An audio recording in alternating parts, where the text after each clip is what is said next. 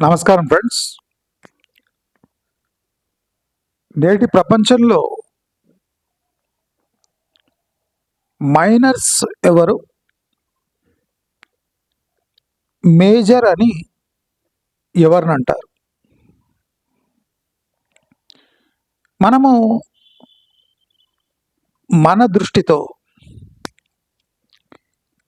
ఈ ప్రాబ్లంని, ఈ ఇష్యూని ఇవాళ విశ్లేషిద్దాం. Who is a minor and who is a major? Aged based ఈ డిస్క్రిప్షన్ని, ఈ డివిజన్ని మనము నేటి ప్రపంచంలో మన human nature, human culture, human attitude and behaviour of the society, ఈ 4 ఇష్యూస్ని మనము విడదీయకుండా ఎవరిని మైనర్ అనాలి, ఎవరిని మేజర్ అనాలి? మైనర్ అంటే 18 ఏళ్ల లోపు ఉన్నవాళ్ళు మైనర్, 18 పైన ఉన్నవాళ్ళు మేజర్. ఇది వయస్సు ఆధారిత ఒక బ్యారియర్, అంటే అడ్డంకి. సొసైటీని డిఫైన్ చేయడానికి ఈ చైల్డ్హుడ్ని, పసితనాన్ని, దాని నుంచి పైనొచ్చి school age, teenage, middle age, old age, ఇలా కొంత నేచరు, కొంత ఏజ్ను కలుపుతూ డివిజన్ చేయడం జరిగింది. అయితే మనం ఇవాళ నేటి తరుణంలో ఎవరు మేజరు, ఎవరు మైనర్? అసలు ఈ మేజర్ మైనర్ అనే పదాన్ని మన సొసైటీ నుంచి మనము పక్కన పెట్టే సమయం వచ్చేసిందా? లీగలీ కానివ్వండి, మారలీ కానివ్వండి, పాపులేషన్ వైజ్ కానివ్వండి, మెచ్యూరిటీ వైజ్ కానివ్వండి, ఎవరిని మేజర్ అనాలి, ఎవరిని మైనర్ అనాలి? అసలు ఈ మేజర్ మైనర్ ఇష్యూని సొసైటీ పక్కన పెట్టాలా? ఇప్పుడు కొత్త సొసైటీలో ఏ ఏజ్కి అవేర్నెస్ వస్తుంది? నేను చాలా థరో రీసెర్చ్ తర్వాత మీతో మాట్లాడుతున్నా. ఎవరిని ఏ ఏజ్లో అవేర్నెస్ కలిగిన వ్యక్తి అని అనుకోవాలి? మనము 18 సంవత్సరాలు నిండితే కానీ ఆ పిల్లవాడు మేజర్ కాడు.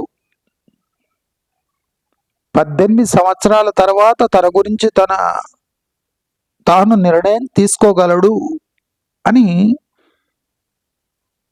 మన జీవితకాలం నుంచి వింటున్నాము. లీగల్ సిస్టమ్ కూడా అదే చెప్తుంది. కానీ మన ఎడ్యుకేషన్ పెరుగుతూ, మన కమ్యూనికేషన్ టూల్స్ పెరుగుతూ, అంటే మొబైల్స్ కానివ్వండి, టీవీ కానివ్వండి, ఇంటర్నెట్ కానివ్వండి, అండ్ ఫిజికల్ ఇంటిమేట్గా ఉండే నేచర్. అంటే స్కూల్లో చదివే పిల్లలకే బాయ్ ఫ్రెండ్స్, గర్ల్ ఫ్రెండ్స్, వాళ్ళకు రోజు వచ్చే కాల్స్, వాళ్ళ వాట్సాప్ చాట్ స్టేటస్లు, వాళ్ళు చూస్తున్న వీడియోస్, వాళ్ళు మాట్లాడుతున్న మాటలు. నేను మళ్ళీ చెప్తున్నా, 18 సంవత్సరాలు అనేది మనం తప్పకుండా రివ్యూ చేయాలి. మన పాతకాలపు చింతకాయ పోకడ్లకు పోవద్దు. Society, human nature, human tendencies, human behaviour, cultural changes, ఇవన్నీ మనం కన్సిడర్ చేసి ఎవరిని మైనర్ అనాలి అనేది తప్పకుండా రివ్యూ చేసుకోవాలి.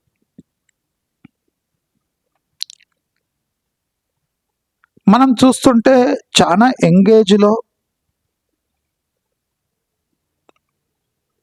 ఎడ్యుకేషన్ కాకుండా మెచ్యూరిటీ చూపిస్తూ ప్రొఫెషనల్స్గా ఎదుగుతున్న పిల్లలను మనం చూస్తున్నాం. 10-12 ఏళ్లకే బాగా మెచ్యూర్గా ఆలోచించి కెరియర్ గురించి ఆలోచించే పిల్లల్ని కూడా మనం చూస్తున్నాం. 6వ తరగతి నుంచే ప్రొఫెషనల్ ఐఐటి కోచింగ్ తీసుకునే పిల్లల్ని కూడా చూస్తున్నాం. దీంట్లో పిల్లల పాత్ర ఉండొచ్చు, లేకపోవచ్చు. But at 6th age of 6, a child understands the value of IIT. Whether he can study or whether he can compete or not is a different question. నా క్వశ్చన్ మీరు ఆలోచించండి. At the 6th class level, a student can make out what is IIT, and he is on his way to achieve that dream. Achieving A dream అంటే he has set a target అని అర్థం. Achieving ఏ dream అంటే he has set a target అని అర్థం. ఒక target set చేసుకోగలిగిన ability 6th క్లాస్లో వచ్చింది అంటే we should review that he is almost major. అంటే ఇప్పుడు ఇష్యూ ఏమొస్తుందంటే physically he is a major or not. మనము సొసైటీలో చూస్తుంటే ఫిజికల్ విషయానికి వస్తే ఒక 7th క్లాస్ 8th క్లాస్ పిల్లవాడు ఇంటర్ పిల్లవాడిలా బిహేవియరు, వాడి ఆకారం కూడా ఇంటర్ పిల్లల్లా ఉంది. మన టైంలో 7th 8th 10th అంటే నేను చెడ్డీ వేసుకొని పోతుంటే నా హైటు 4'11" 4'10" ఉండే. ఆల్మోస్ట్ 5 feet కూడా లేకుంటే నేను. అంటే 10thలో అలా ఉండే మేము. ఇప్పుడు ఒకవాడు 6 feet ఉన్నాడు. అంటే ఫిజికల్ మెచ్యూరిటీ ఫాస్ట్గా అవుతుంది. మెంటల్ కెపాసిటీస్ పెరిగిపోయాయి. గోల్స్ 6వ క్లాస్ నుంచే సెట్ అవుతున్నాయి. అచీవ్ చేయడానికి ప్రొఫెషనల్ వేలో పిల్లలు పోతున్నారు. అంటే పొద్దున 7:30 7 గంటలకు పోయి సాయంత్రం 7 గంటలకు తిరిగి వస్తున్నారు. అంటే they are struggling to meet that goal that has been set by parent or themselves. Goal setting and achieving a goal does not automatically make him a major. Accept it. Major అనే పదానికి ఫిజికల్తో పాటు mental makeup కూడా దాంతో పాటు develop అయితే వాళ్ళు major అంటారు.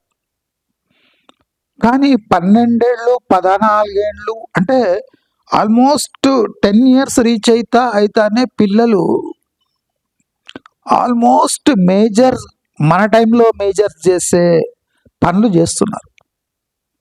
Weather education wise, physically, mentally they are much mature. ఈ మెచ్యూరిటీకి కారణం కమ్యూనికేషన్ కూడా కావచ్చు, ఇంటర్నెట్ కూడా కావచ్చు, ఫోన్స్ కావచ్చు. ప్లస్ సొసైటీలో మింగిల్ కాకుండా నాలెడ్జ్ గెయిన్ చేసే వాళ్లకు నాలెడ్జ్ ఎక్కువ ఉంటుంది. అంటే వ్యవహార జ్ఞానం తక్కువ, నాలెడ్జ్ ఎక్కువ. ఎంత డిఫరెన్స్ ఉంటుంది చూడండి. వ్యవహారం జ్ఞానం ఉండదు కానీ నాలెడ్జ్ ఉంటుంది. ఆల్మోస్ట్ ఒక మేజర్కు ఉన్న నాలెడ్జ్ ఒక 10-12 ఏళ్ల పిల్లవాడికి వచ్చేస్తుంది. ఈ మెచ్యూరిటీ వల్ల సొసైటీలో ఏం జరుగుతుంది మనం గమనిస్తే, మా ఏజ్లో, మా తరంలో మేము ఏదైనా కొనడానికి పోతే వెయిట్ చేసి ఆ ప్రైజ్ ఉంటే కానీ కొనము. అంటే మనకు judging ability, liveability and what is value of money, దీని జ్ఞానం అప్పుడే ఉండేది. కానీ ఇప్పుడు పిల్లలు మనం షాపింగ్ పంపిస్తే ఎంత అని అడుగుతారు, ప్రైస్ చెప్తే దాన్ని గూగుల్ పేనో ఫోన్పేనో చేసేస్తారు. They are cleverly playing the game. But కొన్ని చోట్ల ఇమ్మెచ్యూరిటీ ఉంది. 12 ఏళ్ల పిల్లగాడు ఒక ఫేజ్లో మెచ్యూరిటీ చూపించిన ఇంకో ఫేజ్లో టూ మచ్ ఇమ్మెచ్యూర్ ఉన్నాడు. ఇంట్లో పనులు చేసే దాంట్లో చైల్డ్, ఇంట్లో పని చేయమంటే వాడు చైల్డ్. బయట వ్యవహారమేమో ఒక మేజర్ లాంటి వ్యవహారం. ఫ్రెండ్స్తో మేజర్గా మాట్లాడతాడు, అందరితో మేజర్గా వ్యవహరిస్తాడు. కానీ ఇంట్లో పనులు చేయమంటే ఒక చిన్న పిల్లవాడిలా బిహేవ్ చేస్తాడు. అంటే ఇది మేజర్ కావడానికి ఒక మైలురాయేనా అంటే, మరి అన్ని మైలురాయిలు అయినప్పుడు ఇది కూడా ఎందుకు కావద్దు? అన్నిట్లో మేజర్ లాగా బిహేవ్ చేసే చైల్డ్ పనికి వచ్చేసరికి, రెస్పాన్సిబిలిటీ వచ్చేసరికి మైనర్ కాదు, చైల్డ్లా బిహేవ్ చేస్తున్నాడు. సొసైటీలో మనం ఇది చూడొచ్చు. నీకెందుకమ్మా, చదువుకో అమ్మా అని మనం అనటం, వాళ్ళు చూసి చూడనట్టు వదిలేయటం. మనం కష్టపడుతున్నా చూసి చూడనట్టు బుక్ వైపు చూసి నటన చేయటం. అంటే నటనలో మేజర్లు, పనిలో పిల్లలు. ఈ డిఫరెన్స్ మనం స్పష్టంగా చూడొచ్చు పిల్లల్లో.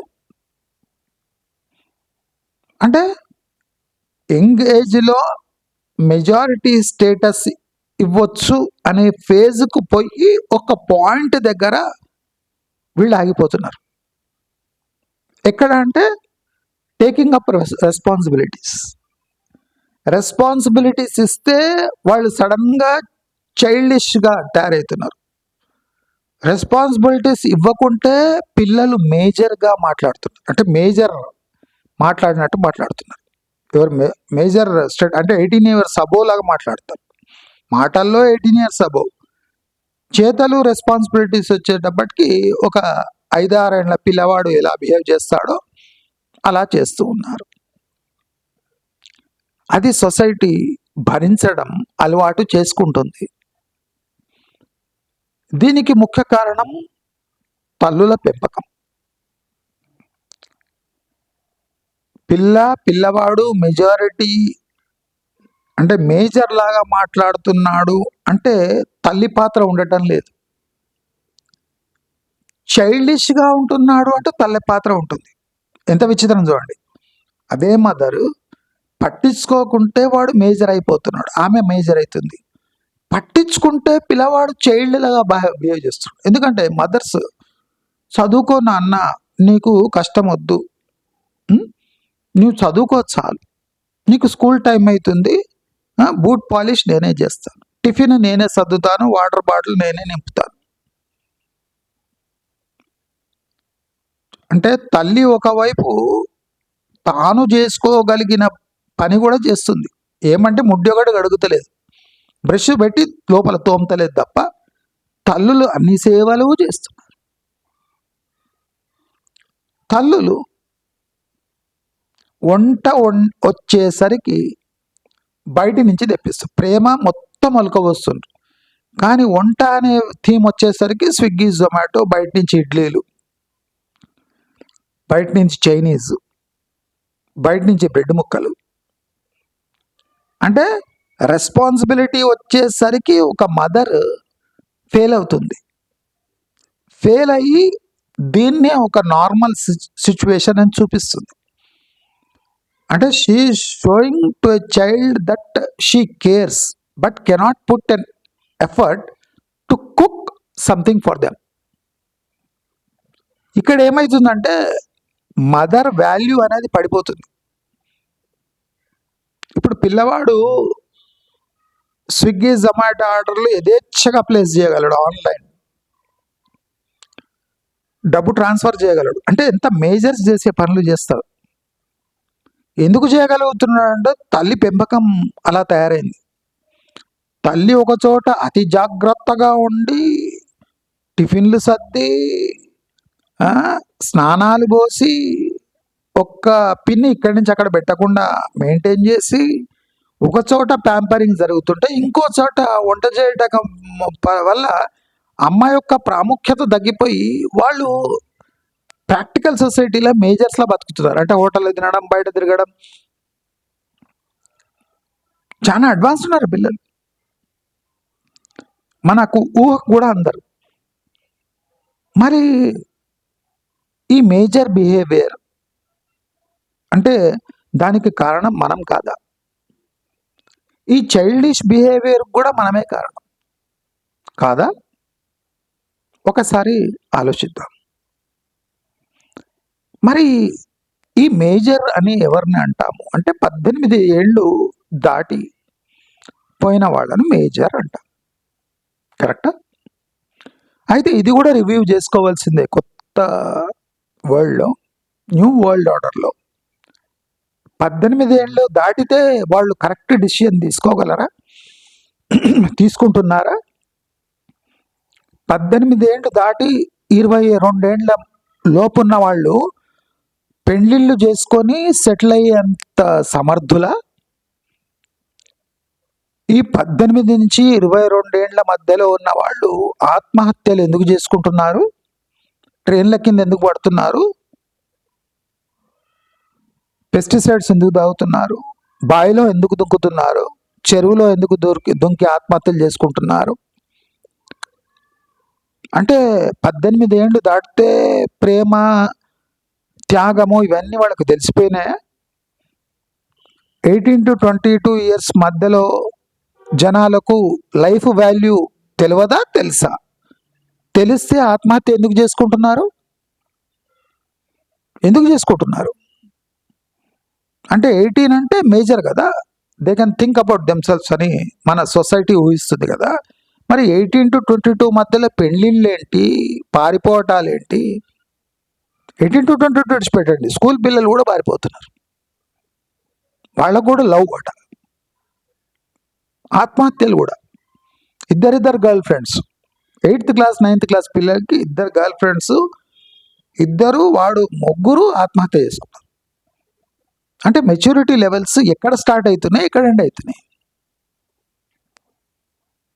కరెక్ట్? అది పక్కన పెట్టండి. ఈ 22 నుంచి పైన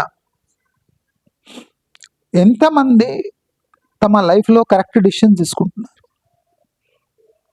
వీళ్ళు ఎప్పుడు పెళ్లి చేసుకుంటున్నారు? వీళ్ళకి ఎప్పుడు జాబ్స్ వస్తున్నాయి? వీళ్ళ ఎడ్యుకేషన్ కంప్లీట్ అవుతలేదు, 27, 28 వచ్చినా ఇంకా పిహెచ్డీలు, పీజీలు, ఎంట్రన్స్లు. అంటే వీళ్లకు జీవితం గురించి అవగాహన వచ్చేసిందా? వస్తూనే ఉంటుందా? 32, 34 వరకు ఎంట్రన్స్ రాస్తూనే ఉంటారా? వాళ్ళపై డిపెండ్ అయిన పేరెంట్స్ పరిస్థితి ఏమి? అంటే వీళ్ళకి మెచ్యూరిటీ ఉందా? ఉందా? ఏ రకమైన మెచ్యూరిటీ ఇది? 23, 24కు జాబ్లో జాయిన్ అయ్యాల్సిన వాళ్ళు 35 దాటినా ఇంకా ఎంట్రన్స్లు రాస్తున్నారు, ఇంకా ప్రయత్నిస్తున్నారు. అంటే ఎలాంటి మెచ్యూరిటీ ఇది? ఎలాంటి మెచ్యూరిటీ ఇది? మనం ఆలోచించాలి. వీళ్ళు మెచ్యూర్ అనుకోవాలా మనం 30 ఏళ్ళు వచ్చినాక? ఇంకా పిచ్చి పిచ్చి ప్రయత్నాలు చేస్తున్నారంటే, పట్టు వీడకుండా చదువుకుంటున్నారంటే ఎవరి మీద పడి చదువుతున్నారు? తల్లిదండ్రులు పోషిస్తున్నారు కనుక ఈ ఎంట్రన్స్ రాయగలుగుతున్నారు. ఆకలేసి దారి లేకుంటే హోటల్లో కప్పులు కడగాలి ఆ వయసులో, కానీ ఇంకా ఎంట్రన్స్లు రాస్తున్నారు. ఎందుకంటే పేరెంట్స్ బలంగా వెనుక ఉన్నారు కనుక 30, 32 అయినా ఎంట్రన్స్లు రాస్తున్నారు. సాధించి తీరుతామట. ఏం సాధిస్తాం 32 అయినాక? 32 నుంచి పైన పోదాం. పిల్లల్ని మెల్లగా కన్నాం. పిల్లలే కదా, ఫ్రీడమ్ లేదు. అంటే 30 నుంచి 40 ఏజ్ గ్యాప్లో కూడా అక్కడ కూడా విచ్చలవిడితనమే, మెచ్యూరిటీ రాలేదు. పిల్లల్ని కనడం కూడా ఒక ఫ్యాషనే. 2, 3 కనడం. ఏ బేసిస్ మీద కంటున్నావు? నీ ఇన్కమ్ ఎంతుంది? నీ ఓపిక ఎంతుంది? ఫస్ట్ చైల్డ్నే సరిగ్గా చూసుకోనామే, ఫస్ట్ చైల్డ్నే ఎత్తుకోనామే, ఫస్ట్ చైల్డ్కి మిల్క్ ఇవ్వనామే 3 కంటుంది. 3 సిజేరియన్. అంటే సిజేరియన్ చేసేది, బయటికి తెచ్చుకునేది, వాళ్ళకి ఇంత ఫారెక్స్ ఏమో పెట్టేది, పెరుగుతూ ఉంటారు, ఫీజులు కట్టేది. ఇది ఒక మదర్ యొక్క మెచ్యూరిటీ, ఒక ఫాదర్ యొక్క బిహేవియర్. అంటే 40లో కూడా ఒక మైనర్ కన్నా ఘోరమైన మిస్టేక్స్ వీళ్ళు చేస్తున్నారు. అయితే 40 నుంచి 50 పోదాం. ఈ 40 నుంచి 50 పోయిన వాళ్ళు 55 పోయిన వాళ్ళు, రిటైర్మెంట్ దగ్గర వచ్చిన వాళ్ళు కూడా ఇంకా పిల్లల్ని గైడ్ చేసే ఫేజ్లోనే ఉన్నారు. అంటే 25కు కన్నవాళ్ళు 55 వచ్చినా ఇంకా పిల్లల్ని దారి చూపించే దాంట్లోనే ఉన్నారు. అంటే ఈ 25 ఏజ్ నుంచి 55 ఏజ్ వరకు వీరు గాడిదలు కాసినరా? ఇంకా దారి చూపటం, ఇంకా ఇలా చేయాలమ్మా, ఇలా ఇంకా కోడల్ని గైడ్ చేయటం, ఇంకా అత్తగారింటికి ఫోన్ చేసి అమ్మాయిని వంట ఎలా చేయాలని నేర్పియటం, ఫ్యామిలీ వ్యవహారాల్లో ఎలా వ్యవహరించాలని కోచింగ్ ఇవ్వటం. అంటే 55కి వచ్చినా ఇంకా నీ రెస్పాన్సిబిలిటీస్ పూర్తి చేసుకోలేక, చెయ్యలేక, చేతగాక ఇంకా కొనసాగించే వయసు అది. అంటే 55 వరకు కూడా మీ రెస్పాన్సిబిలిటీస్ పూర్తి చేసుకోలేని అసమర్థ పాపులేషన్ ఉంది. వీళ్ళంతా మేజర్స్. 55 పైబడిన వాళ్ళు వీళ్ళు ఎలా ఉన్నారు? వీళ్ళు మళ్ళీ యంగ్గా తయారవుతున్నారు. చాలామంది అంటే గ్రాండ్ ఫాదర్, గ్రాండ్ మదర్స్కి, పాతకాలంలో ఉన్న గ్రాండ్ ఫాదర్, గ్రాండ్ మదర్స్కి నక్కకు నాగలోకానికి ఉన్న తేడా ఉంది. వాళ్లకు మనవాళ్ళది, మనవరాళ్ళది ప్రేమ వద్దు, రెస్పాన్సిబిలిటీ వద్దు. ఇది new age grandmothers, grandfathers. అంటే అందరు అట్లా ఉంటారంటలేను, శాతం మాత్రం 60%, 70% ఉన్నది. 30-40% ఇంకా ప్రేమ కోసం తప్పిస్తున్న గ్రాండ్ ఫాదర్స్, గ్రాండ్ మదర్స్ ఉన్నారు. కానీ ఇప్పుడు 60-70% మేము ఎఫర్ట్ పెట్టాము, మాకు ప్రేమ వద్దు, ఆ చిన్నపిల్లల రెస్పాన్సిబిలిటీ వద్దు. ఎందుకంటే మేము పెంచి పెంచి పెంచి పెంచి అలసిపోయాం కనుక ఇక మాకు చిన్నపిల్లలతో పని లేదు అన్నట్టే ఉంటున్నారు గ్రాండ్ ఫాదర్స్, గ్రాండ్ మదర్స్. దీంట్లో ఏం తేడా లేదు, 1 ఇంచు కూడా నేను కిందికి జరగను. ఎందుకంటే ఇవాళ రేపు అటువంటి గ్రాండ్ ఫాదర్స్, గ్రాండ్ మదర్సే ఉన్నారు. అంటే it is time to enjoy, time for freedom. 55 తర్వాత నవ యవ్వనం, యాత్రలకు పోవాలి. యాత్రలు చేతనైతాయా మీకు? మోకాళ్ళు, షుగర్లు, బీపీలు, థైరాయిడ్లు పెట్టుకొని హిమాలయ యాత్రలకు పోతున్నారు చేత కాకపోయినా. ఎందుకంటే తప్పకుండా ఎంజాయ్ చేయాలి. ఇక్కడ ఉంటే మనవరాళ్ళ రెస్పాన్సిబిలిటీ తప్పించుకోవడానికి యాత్రలకు పోతున్నారు. వీళ్ళు ఎంత మెచ్యూర్ ఉన్నారు. ఎవరికి గైడెన్స్ ఇవ్వరు, వాళ్లకు ఎవరికి గైడెన్స్ అవసరం లేదు.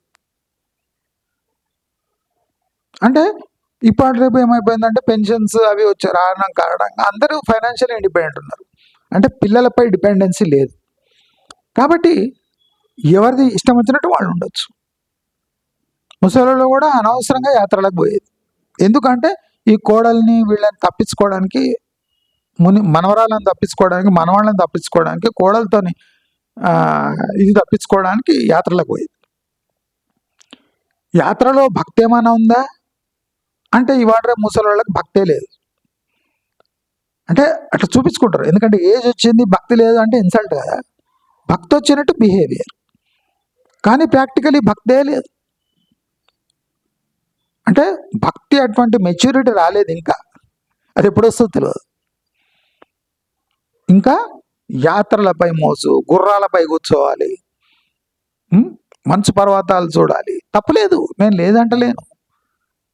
కానీ ఎందుకు నువ్వు మంచు పర్వతాలు చూడడానికి పోతున్నావు అంటే కోడలి హారాస్మెంట్, కొడుకు రెస్పాన్సిబిలిటీ, మనవాళ్ళ రెస్పాన్సిబిలిటీ తప్పించుకోవడానికి.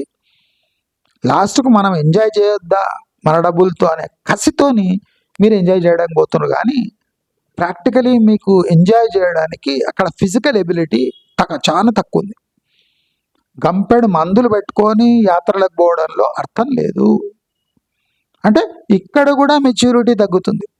ఇక్కడ కూడా మైనర్ల కన్నా ఘోరంగా ఆలోచిస్తున్నారు గ్రాండ్ పేరెంట్స్, గ్రాండ్ మదర్స్. మరి మెచ్యూరిటీ సమాజంలో అంటే ఏ లెవెల్లో ఉంది? ఎవరిని మైనర్ అనాలి, ఎవరిని మేజర్ అనాలి? మైనర్లు మేజర్లుగా ఆలోచిస్తుంటే ఆశ్చర్యపోవాలి. మేజర్లు మైనర్ల కన్నా ఘోరంగా ఆలోచిస్తే కూడా మనం ఆశ్చర్యపోతూ ఉండాలి. మరి చాలామంది సమాజంలో వచ్చే చేంజెస్ని మనం ఎలా అడ్డుకోవాలి? ఎలా అడ్డుకునే శక్తి మీకు లేదు, అడ్డుకోలేరు. మనం కేవలం టాపిక్ని డిస్కస్ చేయగలం. ఇవాళ రేపు వచ్చిన ప్రాబ్లం ఏమంటే మనం టాపిక్ని స్పష్టంగా సుత్తి లేకుండా డిస్కస్ చేయగలం, కానీ చేంజెస్ తేలేము. చేంజెస్ ఎందుకు తేలేము అంటే ఈ ఈ ఈ సొసైటీలో ఉన్న ప్రకృతి చాలా మంది మేజర్ అయిపోయినారు. అంటే మెజారిటీ మంది ఇదే ధోరణి ఉంది.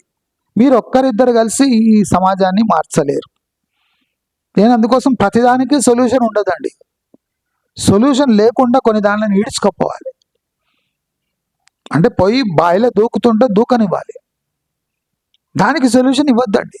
ఒకరోజు ఆపుతామో, 2 రోజులు ఆపుతాం, 3వ రోజు దూకి తీరుతాడు వాడు. దూకి తీరుతాడు అని తెలిసినప్పుడు మనం మళ్ళీ మళ్ళీ ఆపటంలో అర్థం లేదు. ఈ దూకుతున్నది సొసైటీ అని తెలిసినా మనం ఏం చేయలేం, జస్ట్ డిస్కస్ చేసుకుంటాం అంతే. డిస్కషన్ వరకే. సీరియస్నెస్ ఇష్యూ వచ్చే వరకు మనకెందుకండి ఇవన్నీ? సొసైటీలో కామన్ అండి, అందరూ చేస్తున్నారు, మేము చేస్తున్నాము, తప్పేం లేదండి, తప్పదండి. మనమేం చేయగలమండి? సొసైటీ అండి, అందరినీ ఎదిరించలేం కదండి. మా పేరు ఎందుకు చెడగొట్టుకోవాలండి? అంటే ఇలాంటి తప్పించుకునే మాటలు యథేచ్ఛగా వాడుతూ సొసైటీని చేంజ్ చేసే వాళ్ళే ఇలాంటి వర్డ్స్ వాడినప్పుడు ఇంకా సొసైటీలో చేంజ్ ఎక్కడి నుంచి వస్తుంది? చేంజ్ రావాల్సిన అవసరం లేదు. ప్రమాద గంటికలు మోగిన చెవిటి వాళ్ళలా ఉండే సమాజాన్ని మనము మార్చలేము, కానీ మన వంతు డిస్కషన్ తప్పకుండా చేయగలము అని చెప్తూ నమస్కారం.